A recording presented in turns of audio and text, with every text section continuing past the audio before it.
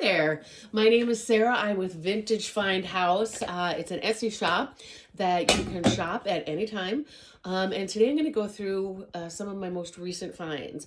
One of the things I'm going to do is every single day I'm going to be uploading new items and creating a new video with some of those new items that you can go ahead and purchase on Etsy. I view my job as going to the estate sales, the thrift stores, the flea markets, traveling the country, traveling the world to find you unique vintage finds for your house that allow you to curate a collection that is unique to you, but also some of them are even one of a kind. So I'm going to go through a few items that I uploaded last night on my Etsy shop. And if you're interested, I have links below in my video and a link to my shop that you can check it out. So what we'll start with is nesting dolls. I remember growing up, my grandmother had a lacquer Russian nesting doll, and I would go and I would play with it for hours. No clue what it was about, no clue why it was the way it was, and there's a little bit of history on my Etsy shop about it. But this one, if you look at it, it's very unique. It has the wood grains and the wood tones. It's signed by the maker in 2003. It has that gold foil.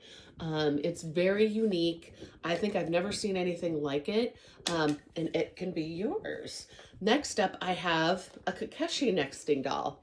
This is the cutest little thing. It does have some vintage wear along the seams, but all 5 dolls are in here, and it goes down to the little itty bitty one. They all have different flowers, different colors, and you can see all of the dolls for both the Russian nesting doll and for the Kakeshi nesting doll on my Etsy website. You can see all the different colors and all the different styles. Next up, one of the practices that I've been working on in my house is the practice of hygge, Hygge. And the idea is to create a cozy environment. And it has some fundamental principles that you need to create that environment. And one of them is burning candles, having a blanket, creating a cozy spot for yourself. And especially in winter, that's really important. But one of the things they talk about is incorporating natural elements into your space. And so I thought this was really cool. It's a canister that is hand wood turned and carved. It's a shell. It doesn't go all the way down. It goes about this deep. And it's something you can set on a shelf, but it incorporates the wood grain into your environment. Also 2003, signed by the artist. It's so smooth and very clean, but it would serve in an organic modern space. It would serve as something for hygge, or just something a little piece that you can store things in, maybe your pennies, now that they're not making them anymore. Next piece I have is from my personal collection. I bought this on eBay many years ago. It is what I believe to be a brand new Catherine Home vintage teapot. I don't think this has ever been used. It still has the little store label. It is no scratches on the bottom, no chips in the enamel, and inside, if you can see that, the enamel is scratch-free and unstained. This would be an excellent piece to use, but also as a display piece in your kitchen or on a shelf, something that is unique and special, and I don't think I've ever seen one in this good a condition. Growing up, my dad traveled the world. One of the things he did is he brought home an abacus. It was, from what I would call, black with little orange beads, but this is a nice vintage abacus. It would make a great gift for a teacher, a mathematician, someone in accounting, for their desk, for their shelves. And it has the little brass accents and nails. The beads are black. And if nothing else, it's a great tactile experience. Play with the beads. Maybe count a few things. I don't know. Next up, I have a folk art piece from Mexico. This is hand-painted, hand-carved tray. Google Lens says it's a bowl, but I view it more as a tray because it's only about maybe 1.5 inches deep. But if you see here, it has beautiful hand-painted flowers. The blue rose in the middle is just stunning, but it does have some vintage wear, so please be sure to see the pictures on my Etsy account, and you can see the ridges from the hand carving in this piece. Now, this is a unique piece. I was shocked to find something like this in a thrift store. It is a chalice, typically used in churches, and they're made by Sudbury Brass in India.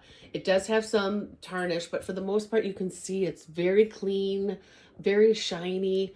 Here is the marking on the bottom. Would make a great display piece on a shelf in your kitchen, or if you collect these, another piece for your collection. So that's something that you can add.